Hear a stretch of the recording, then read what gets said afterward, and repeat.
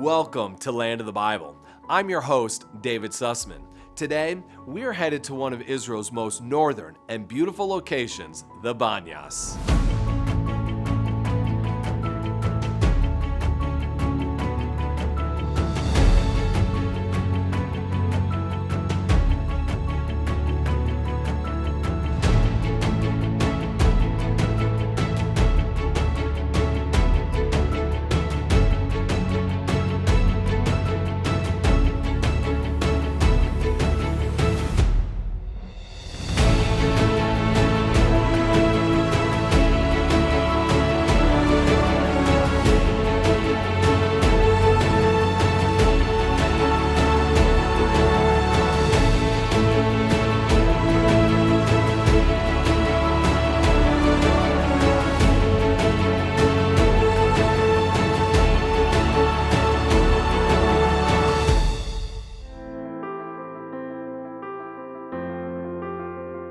In Israel's far north, tucked into the foothills of Mount Hermon, lies one of the most beautiful and spiritually rich landscapes in the country, Banyas.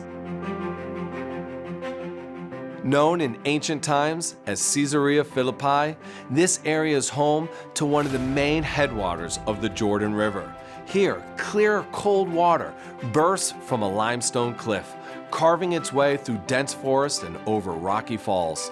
The ecology of Banyas is like nowhere else in Israel.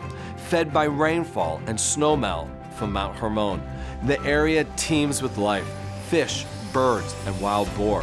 The trees and wildflowers change with the seasons, creating a vibrant landscape that has sustained human life for millennia.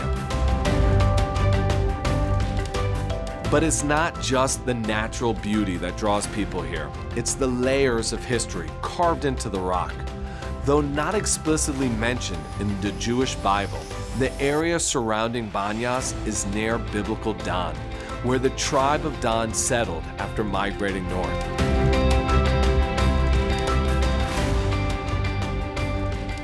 The region borders ancient Bashan, a land known for its mighty kings and fertile pastures.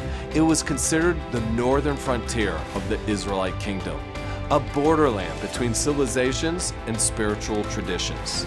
From ancient kings to modern hikers, from pagan temples to spiritual revelations, the Banyas stands as a testament to the enduring significance of water, worship, and witness. Hello everyone, my name is Hannah Rosenberg. I will be your tour guide here at the Banyas, the Hermon Nature Reserve. Come and explore this amazing site with me.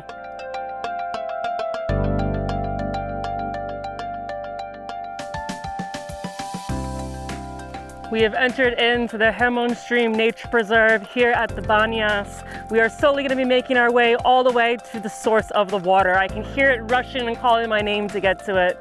This is one of the main sources of the Jordan River. We are located all the way in the north of Israel, right next to the borders of Lebanon and Syria, with the amazing Hermon mountain not too far away. We are on the foothills of the Hermon.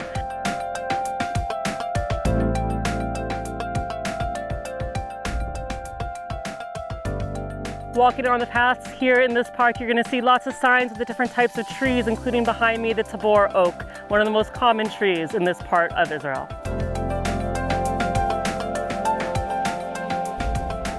When you're hiking in the Banyas, you're going to see many different trail markers. The one that we are going to be following today is going to be the Red Trail. It's a 45-minute loop, bringing you all the way to the waterfall and then back up the stairs right where we are starting right now. If you are in a rush, you can just go down the stairs right to the waterfall directly, but I recommend spending the extra 20 minutes and taking the long route.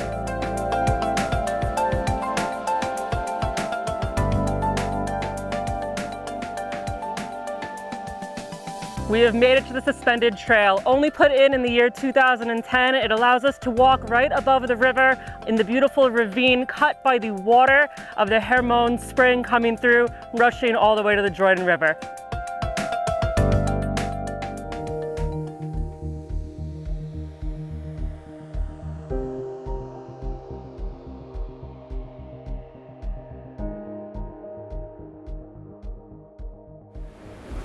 how incredible it is to be here in the north of Israel, in an area that's mostly desert, just to be able to hear the rushing water. I could barely hear myself think. That's how much water is coming through. The water's all coming from Mount Hermon. It seeps through the limestone and it juts out here in the Banyas, trickling its way down, cutting through the rocks with its power to get into this giant crevice of this ravine. How incredible this is to be able to see.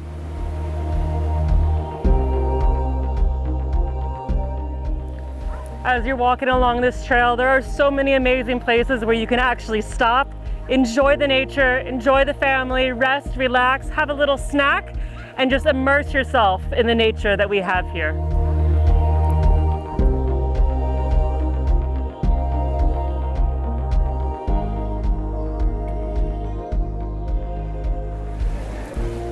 Guys, we have finally made it to the pinnacle of the site. We are finally at the Banyas waterfall. It is a 30-foot waterfall gushing with water year-round, ice cold, again coming directly out of the Hermon mountain.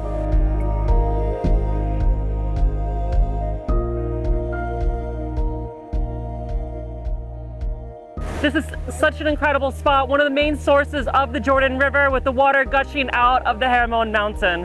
And with that, it brings me back to the book of Psalms, to Psalm number 42 that I would like to read for you. As the deer pants for streams of water, so my soul pants for you, my God. My thirst for God, for the living God. Where can I go and meet with God? My tears have been my food day and night, while people say to me all day long, where is your God? These things I remember as I pour out my soul, how I used to go to the house of God under the protection of the Mighty One, with shouts of joy and praise among the festive throng. My soul is downcast within me, therefore I will remember you, from the land of Jordan, the heights of Hermon, from Mount Mizar. Deep calls to deep in the roar of your waterfalls. All your waves and breakers have swept over me. By day, the Lord directs his love. At night, his song is with me. A prayer to the God of my life. Put your hope in God, for I will yet praise him, my Savior and my God. What a wonderful way to spend our time right here in the waterfall, contemplating on the words that King David have written for us.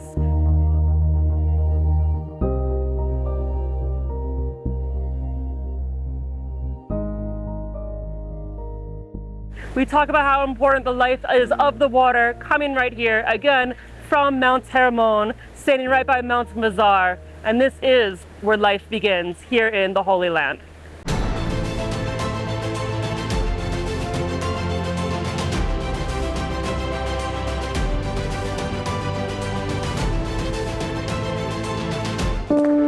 Imagine walking where Jesus walked, where faith comes to life. Feel the Bible story unfold around you, from the green Galilee to Jerusalem's ancient streets. Experience the serene and welcoming land of the Bible, where miracles happen. Put your heart where his footsteps are. Visit Israel.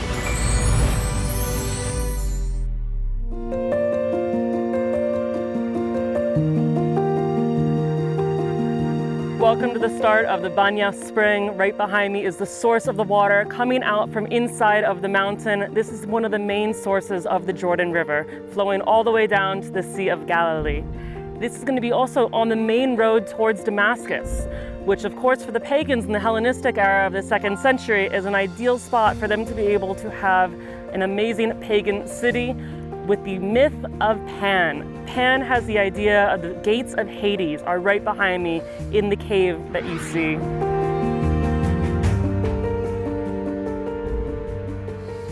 This story of Pan is going to also intrigue the whole city being built over here. Eventually, during the time of Jesus, according to the book of Matthew, Jesus is going to gather with his disciples, and he's going to announce to him that he is the Son of God and he is the Messiah, and he's going to give the keys of the city to Simon.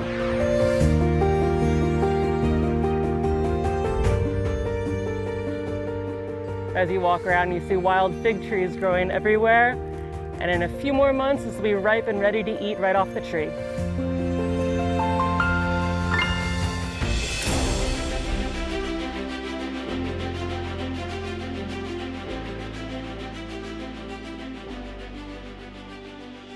We have now entered into the main cultic center of Caesarea Philippi of the Banyas.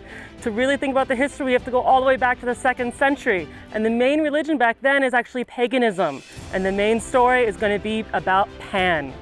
Pan, who's going to be the half-human, half-goat creature that is going to be tormenting the people with all of his tricks and mischievous ways.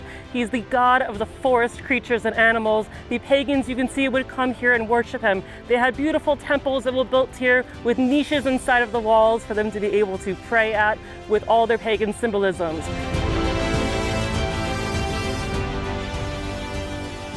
We are now inside of the temple for Pan and the dancing goats.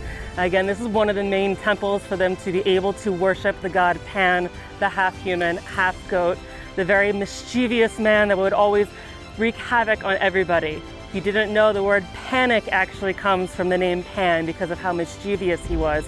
He would make everybody panic when he was around you.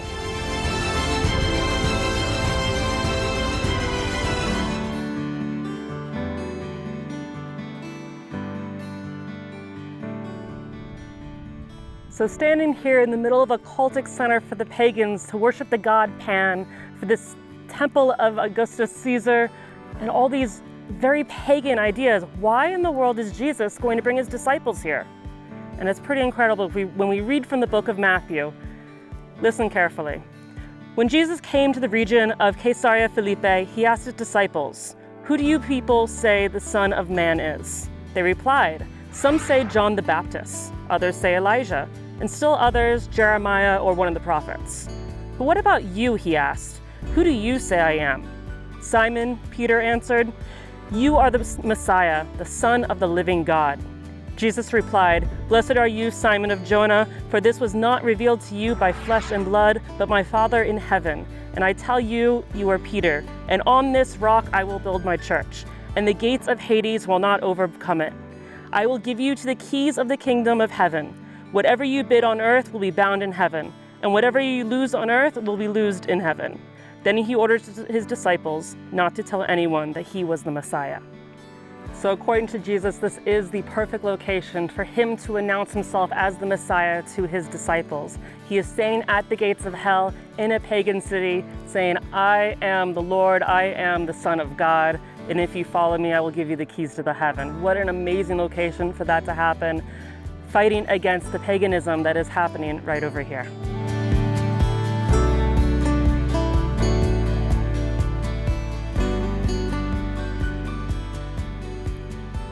Wow, what an amazing sight that we had right over here to actually be able to experience of the beginnings of where the church started. Such an incredible sight, from the paganism to Jesus giving the keys of the kingdom to Simon Peter. Wow, you really get in the feelings of everything. And as we continue walking all the way down to the water, this will bring us on our journey, eventually ending us all the way to the Sea of Galilee, where Jesus will continue his ministries. Wow, what an amazing sight.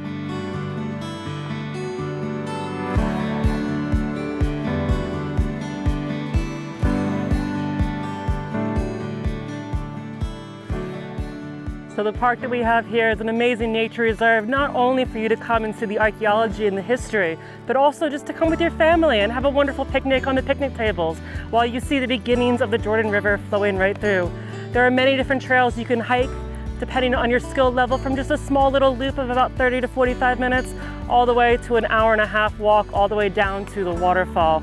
You get to pick whatever you would like. Everyone can be able to enjoy it. So I hope to see you guys here one day and spend a day here at the Banyas.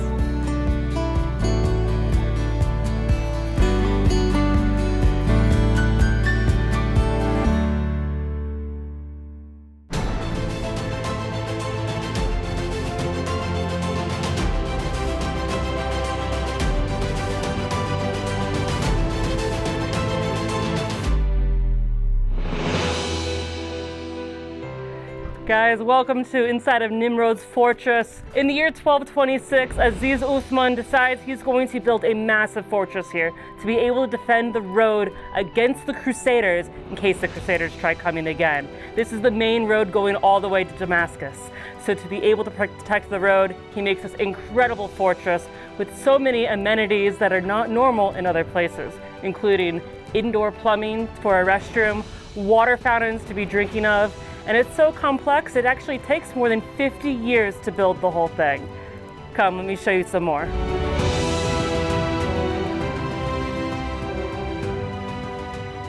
Welcome to the beautiful tower. Situated on the southern part of the fortress, facing the massive valley of the road to Damascus, it is made for fortification. We have slits on every single side of this building to be able to face the main road in case of attackers for defensive purposes. It was so gorgeous, all the walls were plastered with beautiful white plaster all the way up on the domed roof. And if you look very closely, even these stones, the architect tried to line up perfectly, so they had not one single misimperfection in the whole area. A lot of work definitely went into making this beautiful tower. So after the 50 years of finally building this fortress, Banias, the ruler of the Mamelukes, decides he is going to put his glory and his name on his amazing fortress. When the Mamelukes decided to make a fortress, they chose the top of a mountain, 2,600 feet above ground level, above sea level, which is a perfect idea to be able to see such far distance. Because if or when the Crusader army is going to come back to reconquer, they'll definitely be coming this way, again, the road towards Damascus. And being at such a high distance, we were able to see very far off onto the horizon. And on a clear day, you can almost even see the Mediterranean Sea from here. So everywhere that Banias is going to go, he's going to leave his symbol. So you might recognize this lion right above my head as the same lion you're going to see on Lion's Gate in Jerusalem. Pretty cool, huh?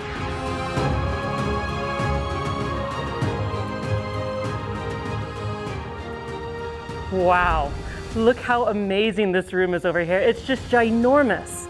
This being built in the 13th century, some people might look at it, you might actually think it's from the Crusader era due to the vaulted ceilings making a cross on top. But according to archaeologists, it's actually just from the Mameluke era.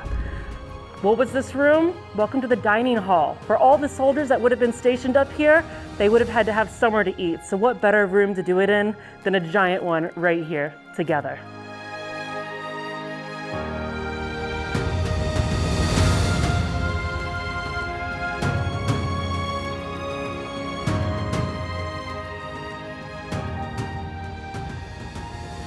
Wow, check out this view. It is the perfect place for the fortress because you have a direct view all the way to the Hula Valley. This prevents anybody from being able to sneak up on you. The perfect idea to have a fortress here to prevent your enemy from coming up on you.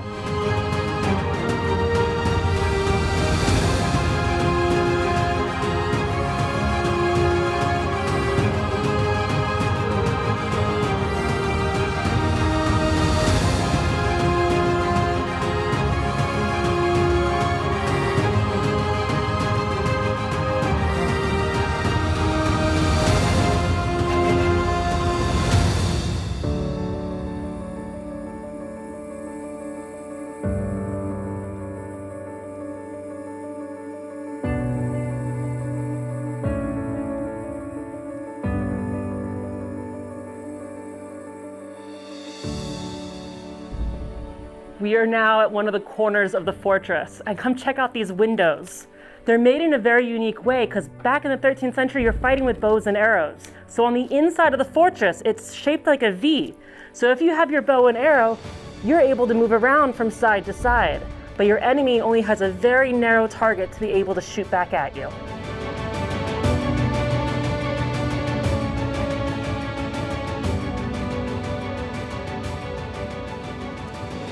So what do the soldiers do here for water? Well, that's really simple. We have a wonderful reservoir right over here because we get beautiful rain in the winter, spring and fall in this region, that all they had to do was set up a beautiful gutter system on the rooftops to drain all the water right behind me into this amazing water reservoir. And they weren't just that basic about it. Because they were the Mamelukes and they had indoor plumbing, they also decided to make a drinking fountain. In the year 1240, this amazing water fountain, or sabila, was added in, made soldiers a lot easier for them to be able to do their ritual washings before they have to pray 5 times a day.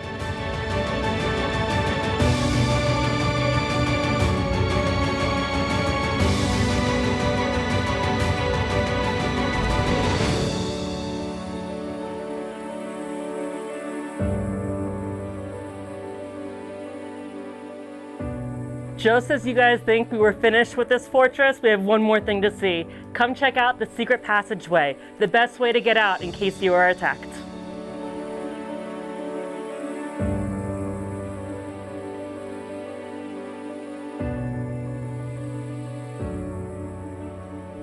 Wow, and just like that, we are outside of the fortress. But not too late, let's kind of look at this architecture over here. This is an incredible Mamluk architecture just for the outside of the building. You can notice we have 3 giant stones making up this doorway. And you notice that small gap right on top of the top stone? If that gap was not there and it was solid, it would put all the weight of the whole wall onto this one stone, eventually over time cracking the stone and the whole wall falling down. But because we have the gap in between the stones, it puts pressure on the stones to the side, helping support the whole wall. This is a special invention done by the Mamluks.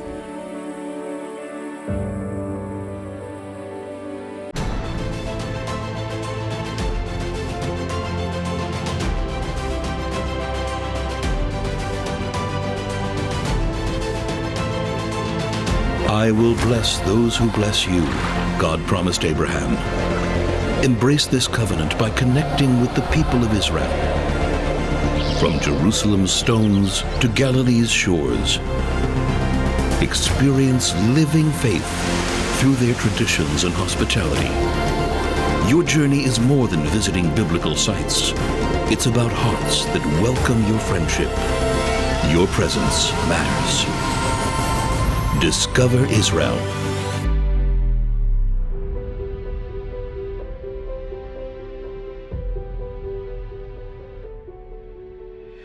So talking about the Mamluks all this time from the 13th century makes me wonder, if we're at such a strategic spot on the map, was there anyone here before us? Well, it's a big argument right now going along with archaeologists, and because the site is still being dug and excavated, we don't really have a full answer to that. But let's try to see if we can find one and come to a conclusion ourselves. So come join me as we go back even more in time.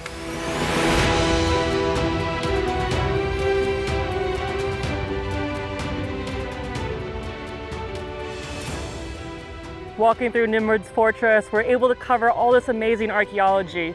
We know from the story of Salah ad-Din, when he conquers this land after the Battle of the Horns of Hedon in 1187, he conquers the area and gives the area to his son. His son builds this incredible fortress thinking that the Crusaders are going to come and reconquer the whole region. So he builds his fortress really fast on the top of the hill, and over the next 50 years, with the Crusaders not coming in, he slowly expands it more and more. But it leaves us to wonder, on this amazing strategic site right on the main road to Damascus, were they the first people to build here?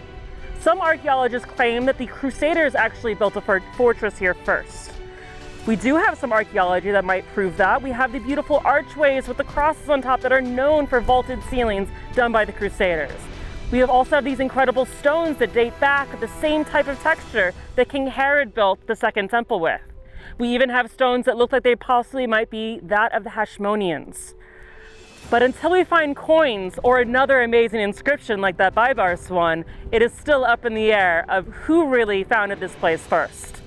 But we will leave that up to future generations and future archaeologists to be able to discover more and teach us more about this amazing site.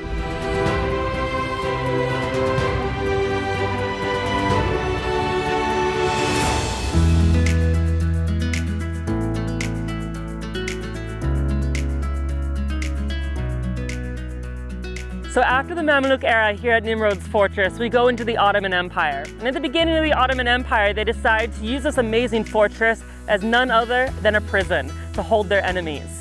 But they realize that they don't have to do that for too long because they are such a powerful entity in this region. So they leave the fortress, let it go into despair, the rocks start crumbling over, and then a major earthquake is going to hit here in the mid-1700s. When that earthquake comes, it topples a lot of the stones to the ground, leaving it for decades, until finally archaeologists are able to come and excavate it to the amazing place that we journeyed through today.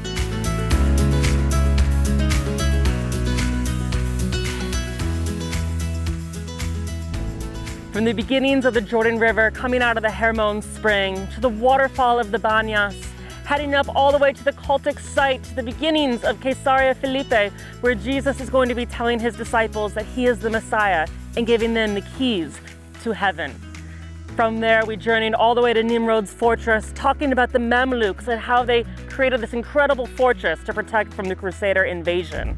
Wow, what an incredible day it has been here up in the foothills of Mount Hermon.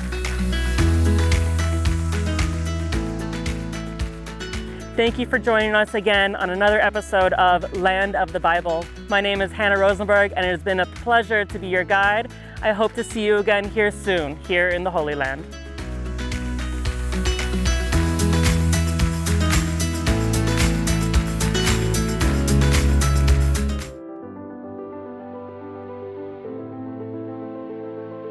Next week on Land of the Bible, we'll journey through the ancient past and the modern miracle. Join me as we uncover the history, faith, and future of one of Israel's most extraordinary regions, the Golan Heights.